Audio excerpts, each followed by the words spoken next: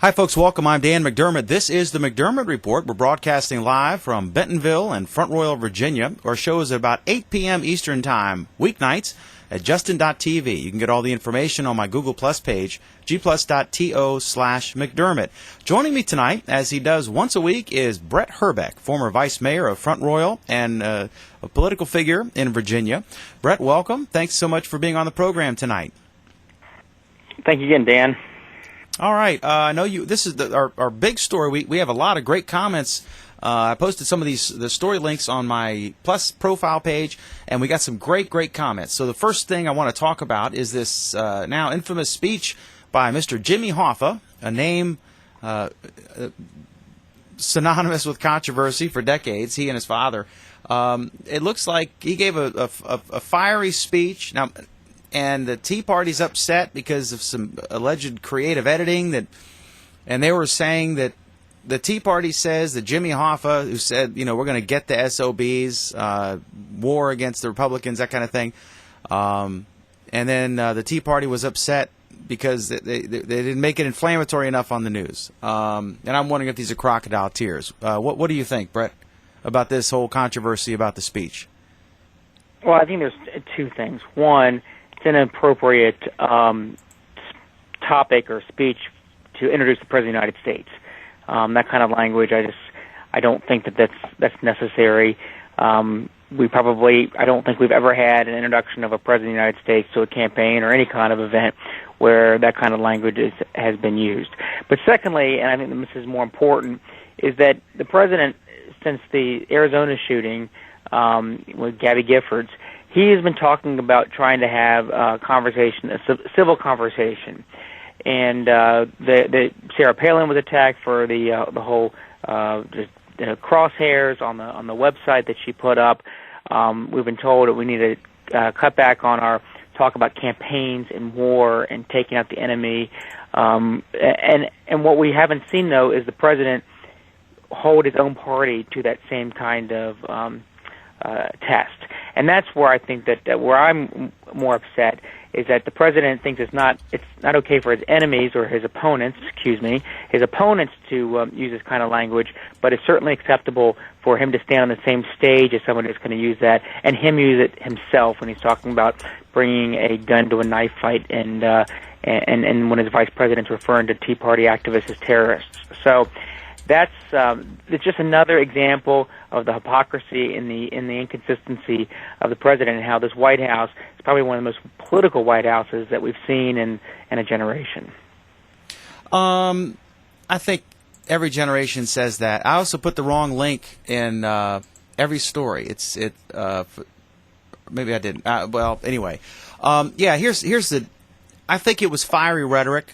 I think that's why if you invite. This is like when they invited Don Imus to introduce Bill Clinton at the Correspondents' Dinner, I think it was, and everyone was shocked when he said shocking things. And if you hire a shock jock, that's what he does, right?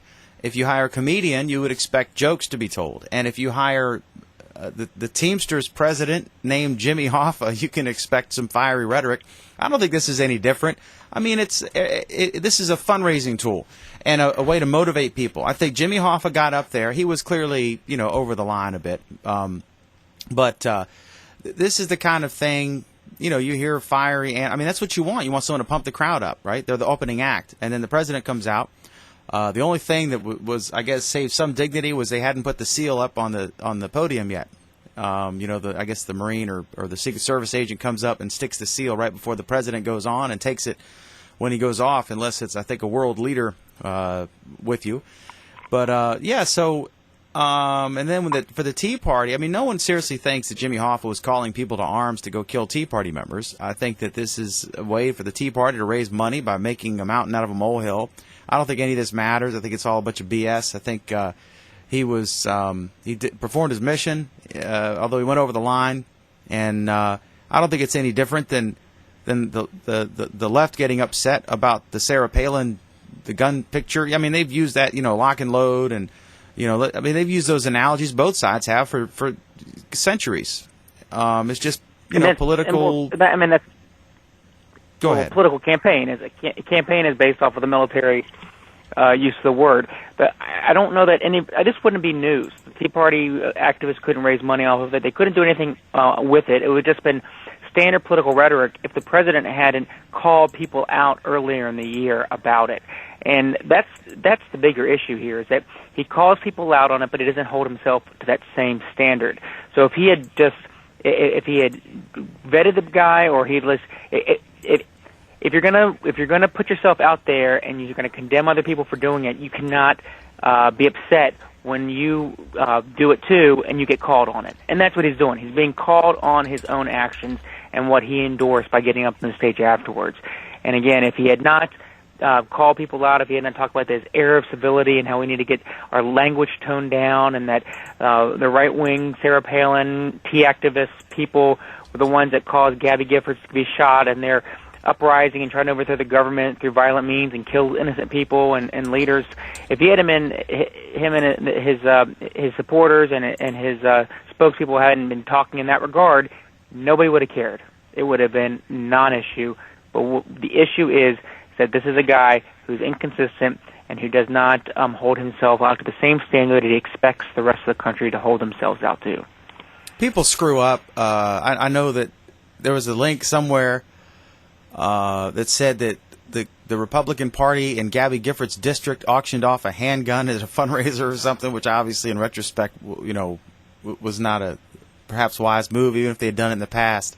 But things can be, I don't know, when all of a sudden the spotlight can be thrust upon you and you weren't expecting it, or something you've done a million times, all of a sudden, like the House banking scandal, that went on for decades, and then all of a sudden the rules changed and people started freaking out about it, or perhaps it was exposed.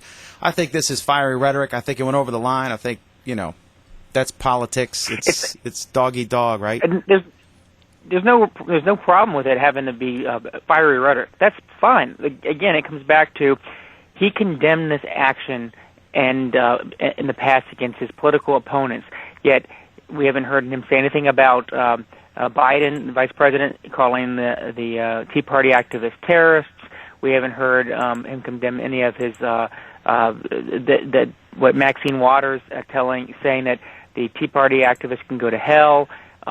We don't hear him condemning the guy that introduced him at this rally, but he hasn't any problem condemning the other side for doing some very similar actions. I don't believe that Jimmy Hoffa is going to endorse. He's not endorsing people to go shoot Tea Party activists. He doesn't believe that you should kill them. However, there are a couple people out there that did try to hurt people at the election polls last year. But what I believe is that there's just an inconsistency, and if you're going to hold people to a standard, the leader of the free world should at least hold themselves to that standard, or not have that standard at all. Just chalk it up to political rhetoric, and it's fun to have. All right, I agree. This is not the end of political fiery debate or rhetoric, and I guess he's a good stump speaker, I guess. Jimmy Hoffa, if either of us ever run as a Democrat for anything, we'll book him, and you're guaranteed to sell some tickets. All right. All right. If he's a Republican, I'll try to get him to come and speak for me. He sounds like a pretty good crowd getter. Yeah. And hopefully he won't send anybody to attack us.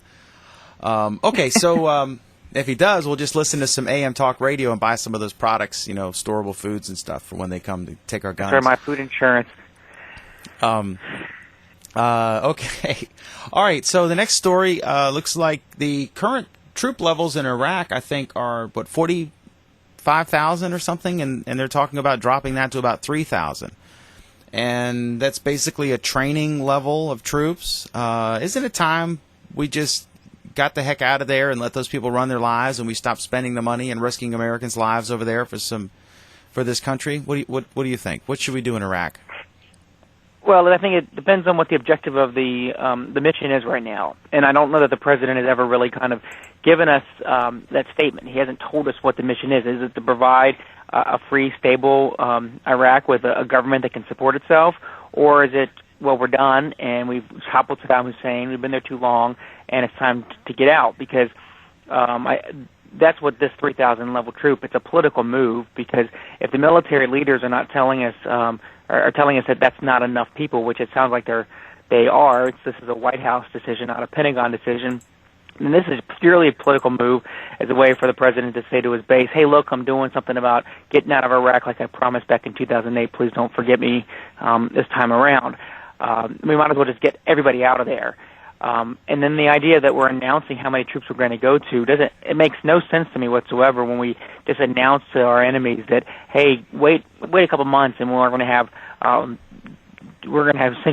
significantly less troops there, and now you can start attacking and destabilizing the government. So I'd rather either maintain the level that we need to maintain to complete the mission, which I think is to provide a stable government in Iraq that's going to be an ally to the United States, and whatever the Pentagon and the military leaders are saying that we need to do that to complete that mission, or draw it down to nothing and be done, and let the chips fall where they may. And if that's the decision of the president, fine, let history judge him for that decision. Yeah, I think this. I don't know. It would be nice to be out of there. I guess we'll have some kind of contingent there for some time, but it's their problem. Let's move on. And in Afghanistan, we've got a corrupt president elected under our regime over there, and I guess he and his cronies are going to get rich. But I don't know what you do. I mean, we're trying to export Western-style democracy, and some of these regions in Afghanistan have 90% illiteracy rates, and I don't see how you can have a Jeffersonian style of democracy when no one can read or write and they're easily manipulated by these gangster thugs. I don't know what the solution is, but the sooner we're done over there and we can focus on legitimate threats to the United States, then I think that'll be a good thing. So, but you have a point to pre-announce. Go ahead. Well, Iraq stabilization, I think, is important to the security of the United States because that will lead to how much power and influence Iran has over there. If we leave a weak Iraq that Iran can then manipulate and maybe even take over at one point, that is very dangerous to the United States. So I think I believe we need to have a true presence there. We need to have some kind of toehold in the Middle East so we can make sure, at least, if nothing else, to call the bluff or be able to be there to stall Iran's plans for a Middle East expansion. We know that they want their nuclear weapon. We know that they hate Israel, and they hate Jews, and they hate the United States. And they show no remorse that they would use any kind of weapon of mass destruction against the United States or any of our allies. So I think that we need to make sure that Iraq stays a friendly ally to the United States. It might not be the perfect democracy that George Bush had hoped for when we launched the campaign against Saddam.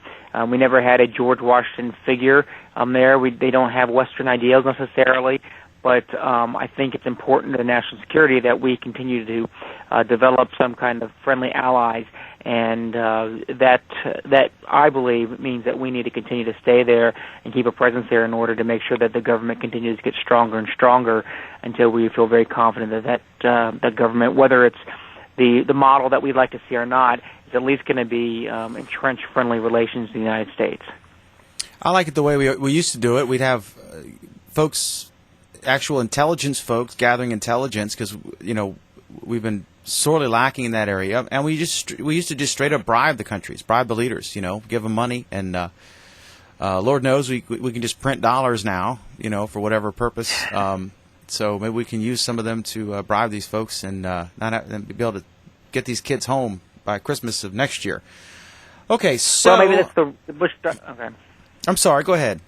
Last word. I was going to say maybe the Bush doctrine is it will be reversed, and we'll go back to that way of thinking. But I think you also need to then turn around and put some more resources in the CIA and depoliticize that organization as well.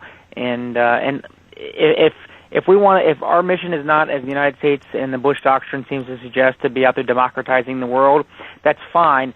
My biggest concern is making sure my 3 kids are safe when they go out to school and when they go to the theater and they go to ball games and and we get up in the morning. And if that means we bribe Ahmadinejad, or if that means that we go in and take them out, I'm more concerned about making sure that my kids are safe on the plane than anything else.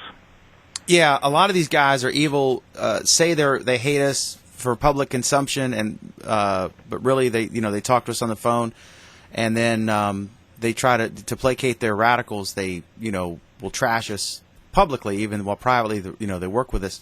I don't think that's the case in Iran. I think those guys are legitimate animals, medieval animals. And but you say that depoliticize the CIA. The CIA is an executive branch agency. The director serves at the pleasure of the president. He can fire him at any time, he or she. I mean, I don't know if it shouldn't be some institution that doesn't have oversight. What do you mean by depoliticize? I think you want a strong president. I guess I should mean that the CIA operatives shouldn't be afraid that they're going to come under fire from Congress, that they're going to go to jail for doing their job. I guess that's really what I mean. If they torture someone, they shouldn't be prosecuted. if they use extreme tactics for interrogogation. Oh, okay. If they put a pig in the prison cell with a Muslim terrorist, they're not going to be called out and put in front of a tribal criminal trial for torture. Okay. I'm not talking about pulling the fingernails off of a prisoner. Yeah. Brett is going to specifically list all the things you should and should not be able to do to a Muslim extremist behind bars. Right. That one guy. You know what? As far as I'm concerned, I won't tell you what I think we really should do to him. We're trying to keep it family friendly. All right. Okay, so let's go now that we've solved the Middle Eastern crisis as promised. Let's just call me Jimmy Carter. Yep.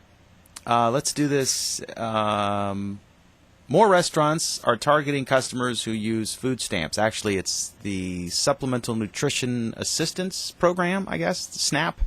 Has replaced what we would when we grew up as kids. It was called food stamps. So when I was a kid, I'm a little older than you are, about 10 years, but it was actually with stamps. And we got some great comments here. What basically the story is that some fast food restaurants led by Yum Brands, which owns Taco Bell, KFC, Pizza Hut, and I didn't know they own Long John Silver's. I'm not sure that anyway.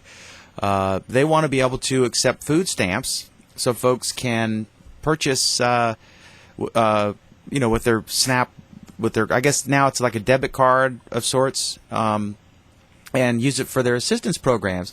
And as you look into this, I think 15% of the country is on, it receives food stamps. I'm saying food stamps in the generic term. It's not actually called that anymore.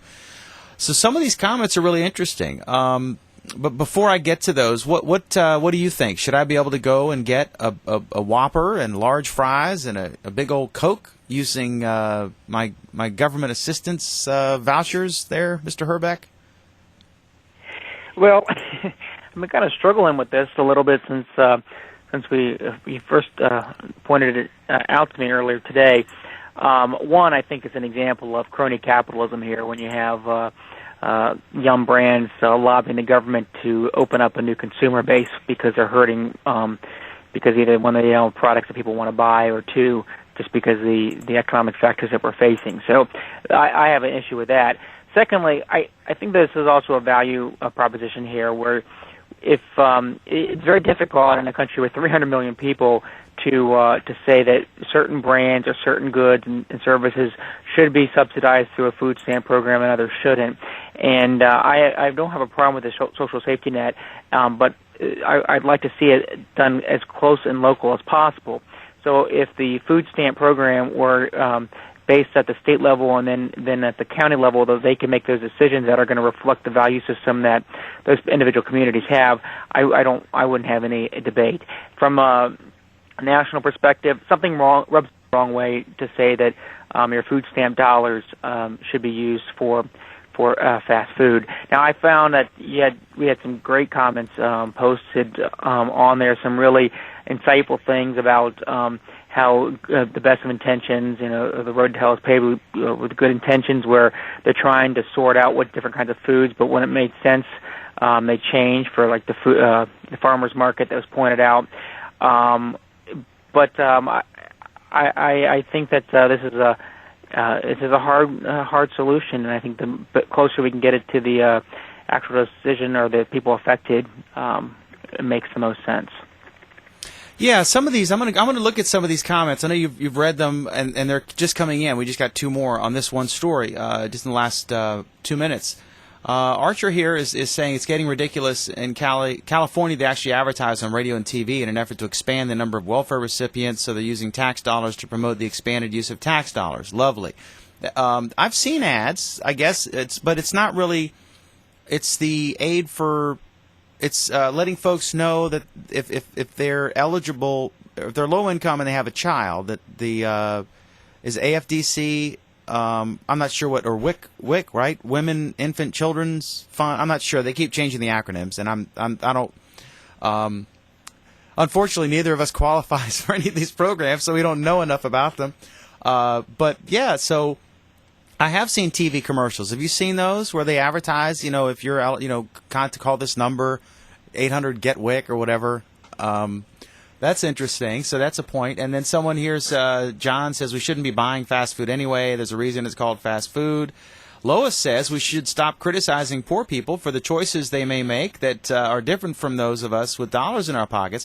And I wanted to point out my observation, my question about this, about being able to use SNAP money, food stamps in fast food, is in any kind of restaurant, not just fast food. And I'm pro-restaurant, right? I used to own 2 restaurants in Winchester, Virginia, and really the food cost at a restaurant is a lot lower than at a grocery store, so you're not getting the bang for your buck. With a few exceptions, like at McDonald's, the value menu, $1 for a cheeseburger or a McChicken, I'm not sure you could make it for much less than that at home. Than $1. So some of these things are, and then you can argue the health stuff. I don't think, as that movie showed, these fast food outlets aren't somewhere you should eat every day, all day, right? But yesterday, I've been losing weight, and I eat a lot of healthy, almost exclusively fruit, vegetables, meat stuff. Yesterday, I was just really hungry, and I went to Five Guys, and I had the biggest burger they sell, and it was great. And today I was 2 pounds heavier than I was yesterday morning, but most of it was salt. So then Alan here says we should be trying to encourage better choices. For years, food stamps couldn't be used in New York City at farmers markets. This is what Brett was talking about, that even though they were closer, cheaper, offered better food than the supermarkets. And then a lot of this is just, it's a bureaucracy, it's slow to change. And then let's see, there's another one here. Most of these changes are seeing from xenophrenia. Sad part is the reason for this push. Most of these chains are seeing more and more of their most loyal customers, those who bought the $1 burgers because they're cheap, are no longer able to afford even that. That's an interesting observation. That just like we talked in the past, Brett, about the same store sales at Walmart were declining, and then the dollar stores were getting the sales, but then they started to decline, and now the pawn shops are having banner quarters. So people have switched from the mall to the strip mall to Walmart to the dollar store, and now they're going to the pawn shop to buy things. And then government could be offering incentives to local farmers and in-city gardening co-ops to produce fresh foods at low cost for folks receiving these benefits. Fast food should be banned from advertising. That's a different topic, really. That's your...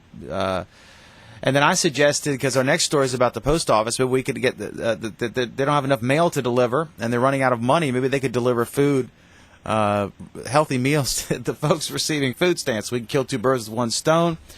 And then this is the most interesting comment, one of the most interesting. Working at a large grocery store, my primary problem isn't with how people use their food stamps. It is instead with a system that just doesn't make sense. For example, this is from Anthony Klauser. I may be mispronouncing that. We sell certain items both hot and cold, like Chinese food and pizza. We sell it for the same exact price under the same conditions, same portion size. The thing is, people can only buy it cold with food stamps. I think this is crazy. If they can't afford to buy food, then who's to say that they have a way to heat it up? Meanwhile, we sell subs, but since they're inherently cold, they can buy them all day with food stamps unless we toast them. Then they can't buy them. So that's interesting. And then someone asked about the naming thing, and et cetera, et cetera. There's a store-valued EBT card. Why call it SNAP? The original food stamp program had some nutritional dietary standards.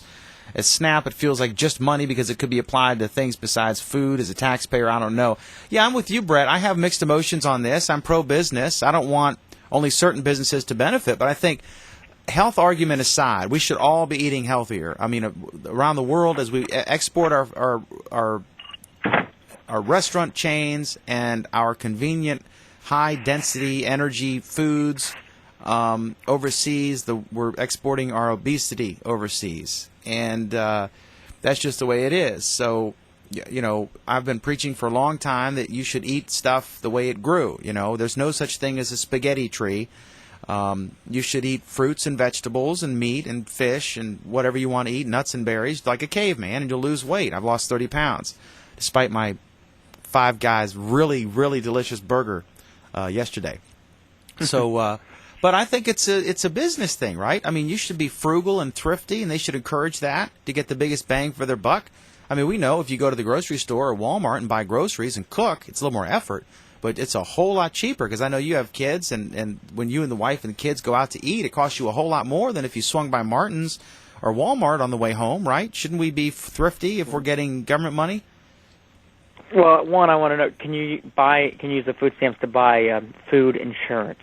Because I'm still trying to figure out what food insurance actually is. What is food insurance? Which is that's one of those commercials on the AM conservative talk radio. Sean and Laura, they all buy food insurance. I'm not sure. When the world comes to an end, their food is insured. I'm not sure what that is. I think it's actually like astronaut food. Anyway, again, I think it comes down to if we get it down to where the local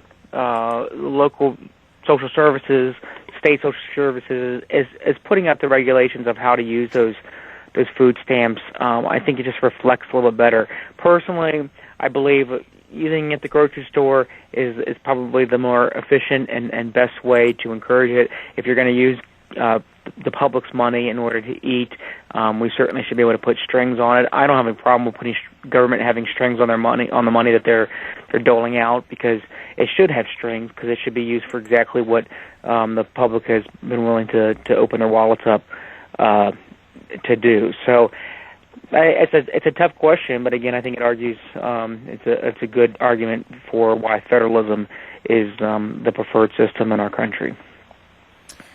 Yeah, I think I find these numbers shocking. 15% of the country, right? Is that? I don't know what it was. I mean, I guess all this came after the Great Depression, and I'm not sure when this program started.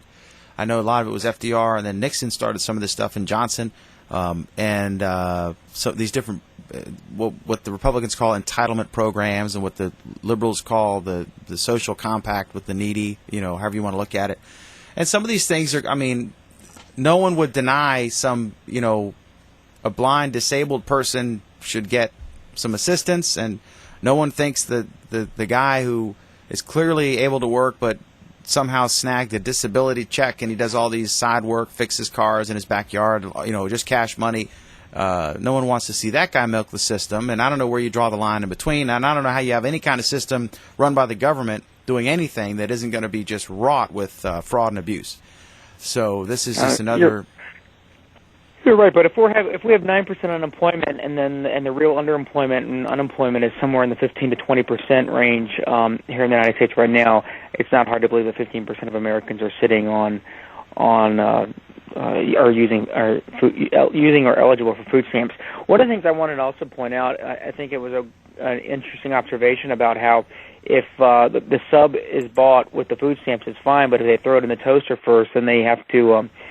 They can't. It's not eligible for food stamps. Something very similar in New York City. If you go and buy a bagel from the deli and they just hand you the bagel, you pay the normal sales tax. But if they slice it and put some cream cheese on it, they now charge you a 15-cent food preparation tax. And it's some of these things where I think it's very difficult for a large government to be able to make rules that fit everybody, because then you have these stupid things that might make sense from a macro level, but when you get down to the actual application, it doesn't make any sense. So once again, I would argue that this is a case where it really needs to be deferred down to as close as possible to the user to make sure that they're consistent with the value system of their community that's actually funding the program. I'm the one that's put my dollars out, and I have a problem with something, I should be able to put those strings on there. Yeah, and I know that a lot of the folks who are seriously obese, it's often lower income folks. They don't have the money to go to the gym or to get a trainer, and they tend to say some of the least expensive foods are just not good for you. Eat a lot of pasta and stuff all day, and I don't know. I don't know what the answer is, but we solved the Iraq crisis, so we're 1-0 so far for this show. All right, now we're going to solve the Postal Service budget deficit. You think your business has problems? Let's see here. This is I found some of these numbers really interesting to me, and some of the odd things about what the Postal Service is allowed to do. They're supposed to be an independent, not receiving government tax dollar agency, right? But in fact, there are all these. I don't know. I found this article really great. It was a New York Times article, and I linked to it in the post on my profile. If you'd like to, by the way, again, if you'd like to join us, you can call 818-688-6625, and you can argue with me, or preferably argue with Brett, who loves to argue. So what's your take on this? The Postal Service is saying they're going to default on a $5.5 billion payment, and some of these crazy, I don't know if you had a time to read this whole article, but some of the stuff was just insane. What's your take on all this? Well, it's certainly an inefficient organization. But that's the nature of the beast there. I mean, they're charged with delivering mail to the most remote places that you could possibly go. You took pleasure in our conversation about when I was out in Hawaii, and we were out in some very desolate places, and there was mailboxes, and they expected to get mail every day, and and even if they didn't get mail every day. So even if they were just the fact that you have to have a carrier that's available to deliver a package every day out in the most remote places of our country, it is going to cost money and be inefficient. And it has to be the same price. It has to be the same price if it's going from door to door or if it's going across the country to Hawaii or to Juneau, Alaska, where FedEx and UPS and the other private carriers can charge you more or just decide not to do that. So it's not a fair comparison, and here I am going to defend a government agency. It's not a fair comparison between the Postal Service and UPS because they just have two different mandates and cost structure. Having said that, I do think it's also an example where why we should not allow public employees to unionize. The Postmaster General wants to lay off a fifth of the workforce, and that's the only way he feels that we're going to be able to get control of the costs and make sure that they come in a budget and they don't default on their debts and their obligations. Yet it's the union president who is now opposing those layoffs. And if the Postmaster General believes that he can meet the mandate of providing a mail service to everybody, if it's 5 days a week as opposed to 6, like they're supposed to, and they don't need 20% of the workforce, good for him, and let's do that. Yet the union is opposing it, and it's another reason why public employees should not be allowed to unionize because there's no market force to help offset that balance. Yeah, even FDR, no enemy of unions, said that he thought it was a dangerous thing to have public sector unions.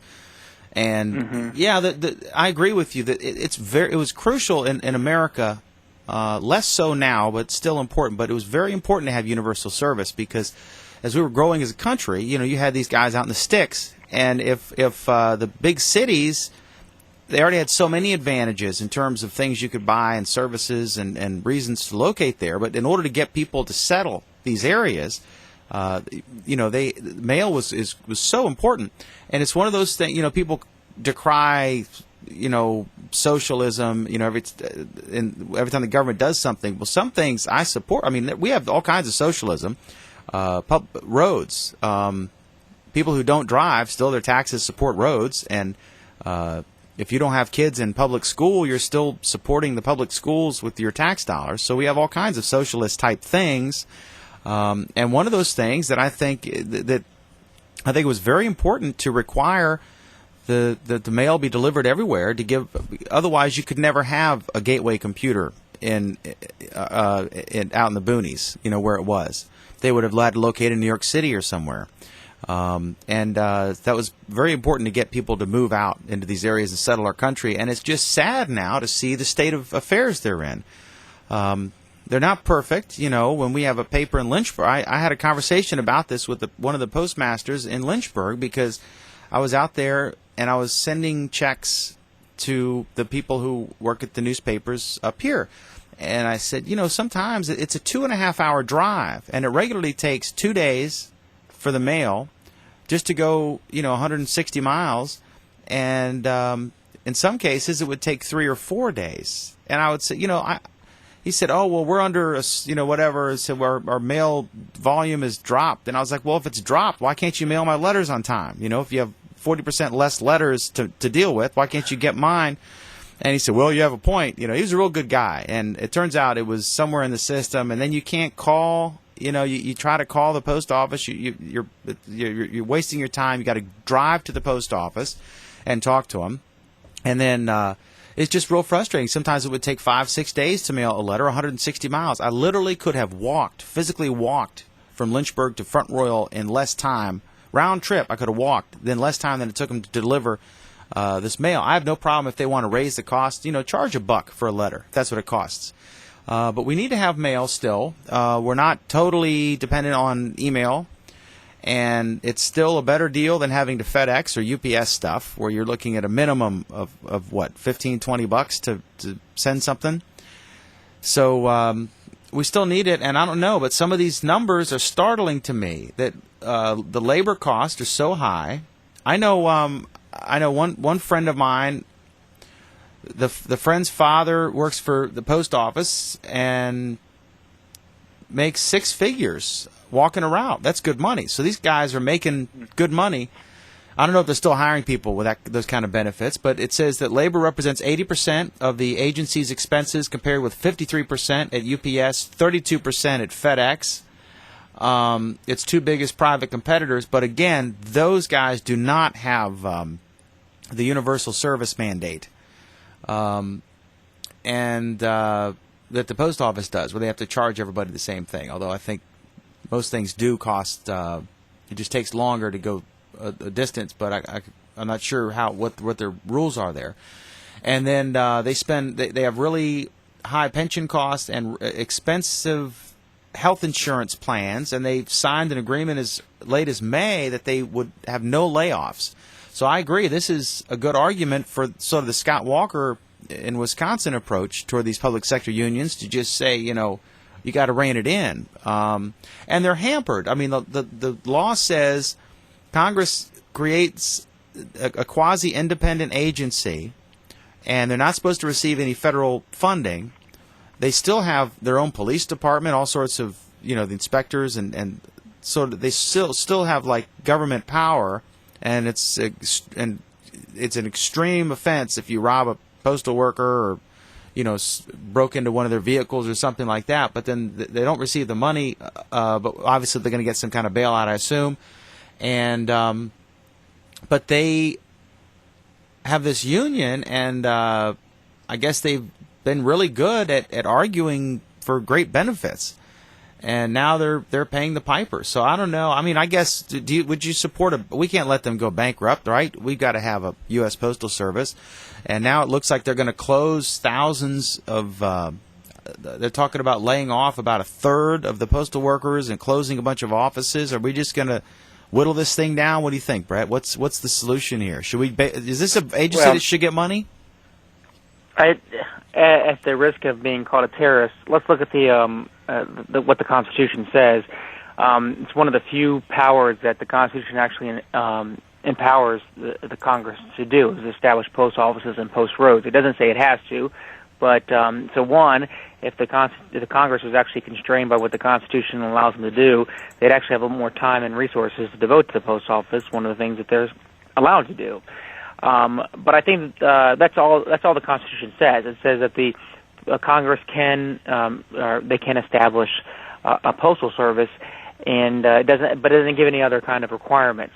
So they can come back and revisit the law. I think that's what the Senate's asking the president to do now, is to send up some not necessarily legislation, but at least a proposal that says this is how we'd like to restructure the post office in order to meet the demands of our current times, the 21st century. So we can continue to have that and provide the basic needs that to get that Christmas card across country for Grandma and to get that package to them.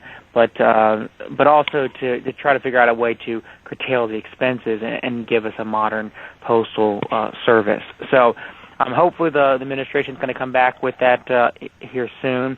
But I think it's a great argument where we should take the Scott Walker model to Washington with regards to the Postal Service, as well as all of the other the federal union agency members.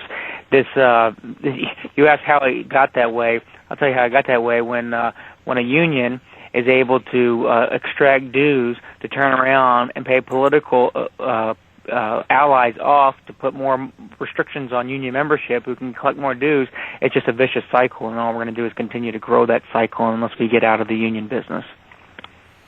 I'm looking at some of the ideas here. Well, first of all, some of the comments I see. I see Lois says they'll need to, make changes, obviously, and we'll just have to get used to it. Jason Nunnally predict they'll come up with a new revenue model to cover the expense of keeping it alive.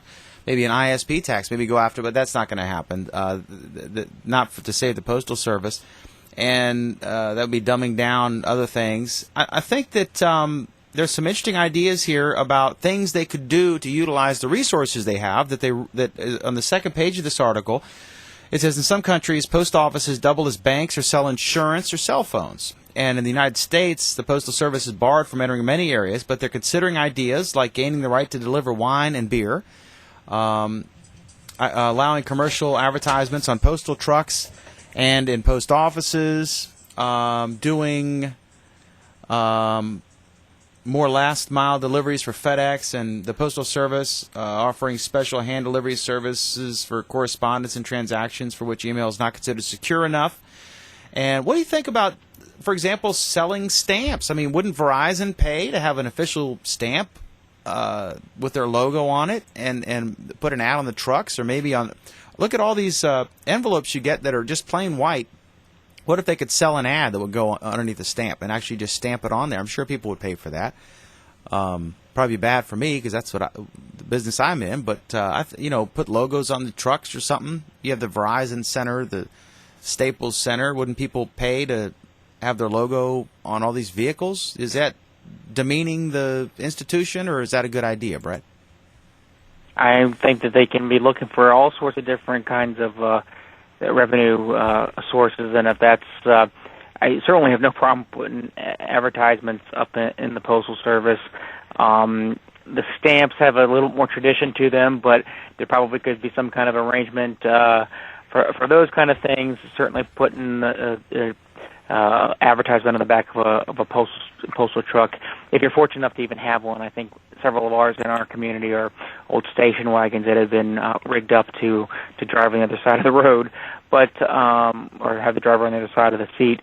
But no, I don't have any issues with this. We need to modernize the Postal Service. There's a lot of smart people that can come up with some good ideas in order to be competitive, and certainly having strategic partnerships with FedEx and UPS and the other transportation or the other delivery services. I think those are all great ideas to try to figure out the way to make sure that this is a cost-efficient way. Because again, I think we still need to have the Postal Service. It's an important institution, and it's an important part of our culture, frankly.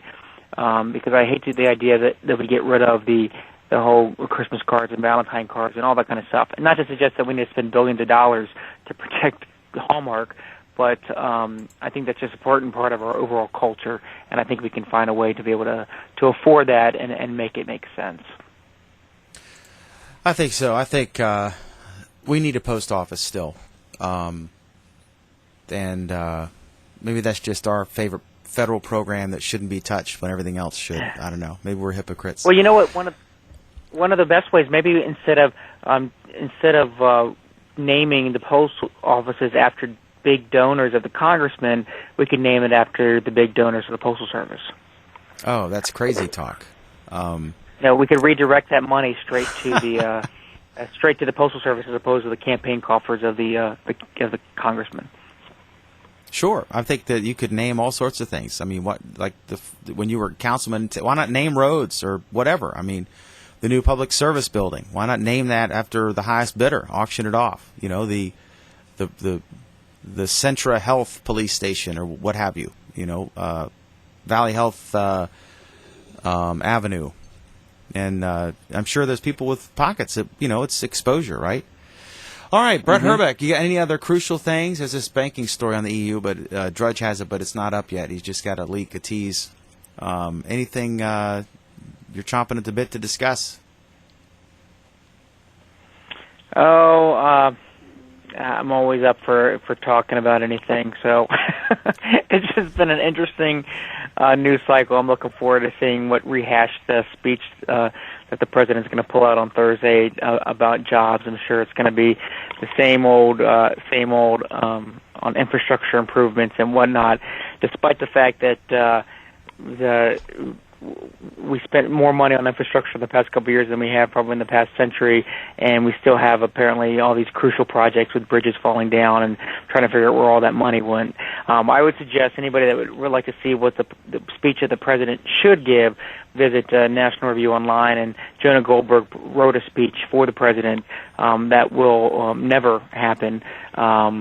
But I think it's an interesting speech and one that he should give, essentially being a mea culpa, saying, you know what, I screwed up over the past 2.5 years. We wasted a whole lot of money. There was no such thing as shovel-ready projects.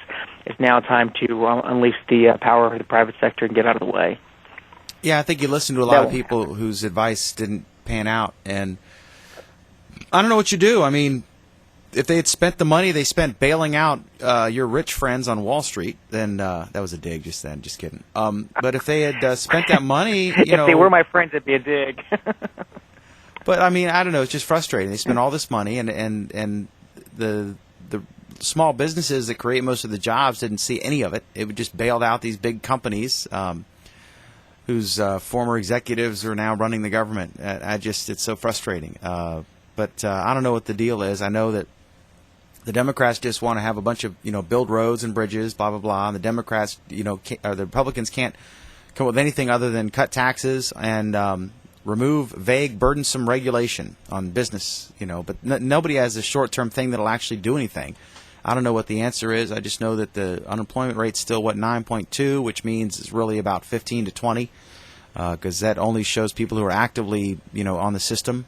And if you've just given up or whatever, I know if I list a job for $8-9 an hour, I'll get 50 calls or emails within 15 minutes for that job. And I don't know. I don't know what the solution is. I don't know if it's just a waiting game, if we're in like a 15, 17-year thing and we're not going to get out of it for a while. To be announced. Maybe we'll solve that next week. Well, Dan, I think you can't. Well, just quickly, I don't think you can say that the Republican plan of cutting taxes is not a short-term effect. Will the money hit the pocket short-term? No, but will businesses now start taking the risk based on knowing that they're going to have more money in the future, based off their tax burden has been relieved? They'll start taking the risk and start hiring people and putting that money to work. And then the perception becomes reality. So I think that is as important as anything else for the short term. And the overall arching Republican philosophy or conservative philosophy of cutting taxes and, quote, getting rid of the burdensome regulations that overburden us is that realizing that government cannot create jobs. It does not do that. The only job a government can create is the one that they create on the government payroll, which probably become a union member, which then feeds the whole cycle again. So shrinking government, getting it out of the way, allowing the small businesses and even large businesses to do what they do best, that's how we're going to get the economy back on track, and that's why we need to limit the size of government. We need to cut the taxes. We need to free us up from the red tape. And I suggested to you last week offline on an expert, because you want some real concrete suggestions or at least anecdotal evidence of some bad regulations that have been passed recently. And I have a guy who's wants to come on with you to talk about the Frank Dodd bill and about how that is really hampering his business, and how he believes that by relieving, if we got repealed that piece of legislation, how his business would be able to start to thrive again as a small business owner here in our community. So I think there are that. And I'm but let me explain. I'm not against removing burdensome regulation, and I'm not for raising taxes. But the taxes now on $250,000 and up or whatever are, I think, the lowest they've been in 50 years. So I mean, you can't lower the taxes to zero. We have to fund the military and things like that, and feed 15% of the public. But when I say that, I'm being flippant. I'm saying, what things can we do? Like, if the government has some money they can print to throw at this problem, instead of building bridges and stuff, and you end up paying $300,000 per employee or something, or more, right? I think in the last one, I think for the jobs we got, it was, I forget how much, but there are things like creating loans for small business to start or expand, things like that they could do. That really, I know there are folks who can't get capital to start or to grow their business, but they have a great business idea. But the red tape. I talked to one Main Street Front Royal merchant, and they had this SBA thing going, and it was for it was touted in front of the TV cameras about this awesome program. And this Main Street merchant, who we both know, went and talked to a local bank and several different people, and it was a joke. There was just no way to overcome the bureaucratic hassle to actually get the benefit. And then sometimes the SBA stuff, the Small Business Administration loans or loan guarantees, are only for folks who have a much larger vision for a business than someone who just wants to start a little business and maybe wants 10, 20, 30 grand to start it, and become an employer and a taxpayer and get off the dole. And we don't do enough to encourage that sort of thing. And when the economy tightens up like this, because they loaned money to everybody and his brother. Both your kids probably got a mortgage in 2006, and they're not even in middle school yet. But when we overcorrect for that, legitimate people who have a good business idea can't get capital, because those days are gone. And it's just frustrating. There are things as a capitalist, as a conservative, I think there's some things that can be done, and but it's like this drumbeat, burdensome. I hear these congressmen who have an IQ of about 108, and they're just whatever. That's all they can say, and I'm like, what are some ideas? If you're going to criticize the president's plans, if he's going to throw some money at this, what can he throw the money at that will create jobs in the small business and encourage people to start and grow small businesses? I think that the compromise, as opposed to simply trashing the other idea and there's no middle room, and then this thing that where they were arguing about the debt ceiling increase until hours are left, and then it's embarrassing. I think that we need to acknowledge a problem and come up with some common sense solutions and compromise a little bit, and let's find some way to start getting small businesses hiring and creating new jobs and doing what America does best, and that's have a lot of a bunch of little businesses growing and hiring people and making America stronger and better, in my humble opinion. I'll tell you, I think that although I'm not the biggest fan of it, I think Governor Huntsman's job proposal was probably one of the best ones I've ever seen. Can you elaborate on that just a little bit? Tell us what that's about. If I can, and I got to remember what it is all about, because I'm talking off the top of my head here. List all 17 points. I'm just kidding. So we all need to Google that. We need to Google the Huntsman jobs. What, in a nutshell, what was it? Well, it's I think it was bringing it down to like getting essentially a flat tax. Let's see. Huntsman called for eliminating taxes on capital gains and reducing the corporate tax rate from 35% to 25%, Plan also dramatically lowers personal income tax rates while ending popular tax credits and deductions that affect the middle class, such as the mortgage interest deduction and child tax credit. So essentially, it's creating a flat tax for income, and then also reducing the corporate tax from 35 to 25. Hopefully, bringing in some more, bringing back some of these corporations that have moved offshore.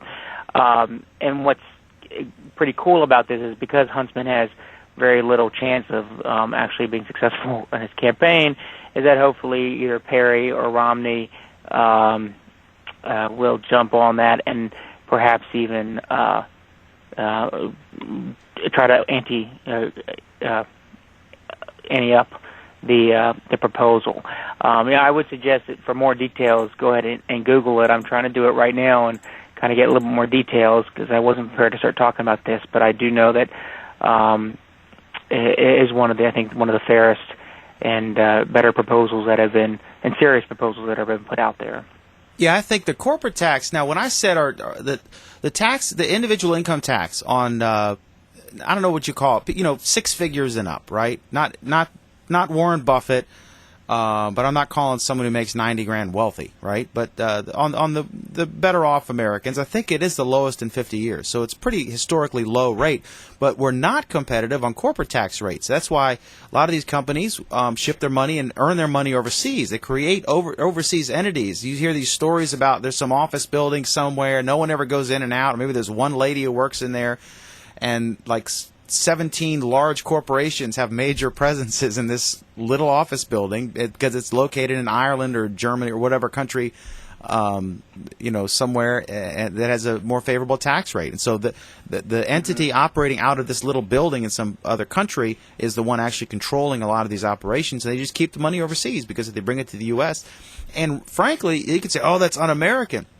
Well, really, they would, if these not scams, but if these creative accounting methods exist and they're aware of them, and that they would be almost be violating their law as the executives of a corporation whose job is to look out for the best interest of the shareholders to generate profit, they would be neglecting their duty if they didn't take advantage of these legal maneuvers. So it tells me that right. Our corporate our tax rates are we need to look at that. Yeah, I don't know, but this is minutia, but it's go ahead. Well, I would have to be better prepared next week when we talk about it. But from my understanding is by lowering it from 35 to 25%, the expectation of the number, because now we've equalized, are getting closer to like Ireland and some of the other countries that have better tax rates for corporations. The number of corporations that would be expected to move back, the income that would be generated from the taxes on those new corporations would be a nice windfall to the U.S. Treasury. Huntsman's plan also eliminates capital gains on dividends. Eliminates taxes on capital gains and dividends. Eliminates the AMT. Reduces the corporate tax to 25, and then essentially makes 3 individual brackets, an 8, 14, and 23, and then gets rid of most of the deductions. So then you're also simplifying the tax code and eliminating a substantial burden, financial burden on people. Probably until we get rid of the CPA lobby in Washington, D.C., we won't see that happen, but we can always help. The CPA lobby is, you mean the Certified Public Accountants lobby? Yeah, the ones that, thrive off of January 1st, April 15th, because nobody can do their own taxes. Yeah. I'm looking. I see why you like Huntsman's plan. It's exactly what I was saying that the Republicans say: cut taxes and remove burdensome regulation. And that's all they have. They don't have anything substantive like specific plans. He says Huntsman. I think Huntsman does. I think you have to go into his not just Google the articles. I think if you go into his plan, I think he does. The plan, it says, Huntsman's plan calls for eliminating taxes on capital gains and dividends, lowering the business tax rate, instituting a tax holiday for repatriation of corporate profits earned overseas, getting rid of Obama's health care plan, repealing Dodd-Frank, and the EPA, which his opponents have also targeted, saying we must end the EPA's serious regulatory overreach. That's exactly what I've been saying. Cut taxes, remove burdensome regulation. But then you ask for Obama to come out with these very specific plans, and the Republicans just have these vague generalities. It's so frustrating. It's like all they can do is bitch about everything, but they don't really have any detailed, substantive things of note that I see as a way to, in the short and long term, allow for job creation. I don't know. It's not an exact science, It's an art. With the exception of Paul Ryan. Yeah. He has a specific plan. There's no doubting what he, Paul Ryan, but yeah, it's just I see a lot of vagueness, and I'm not sure what the answer is. I think the economy is similar to trying to control the direction of a hurricane. It's sort of, the weather kind of moves on its own, and you can try to predict as best you can, and sometimes you get it right, sometimes you get it wrong. You try to deal with the storm when it arrives and enjoy the good weather when it's sunny, but you can't really affect it. And I think the economy is very much the same.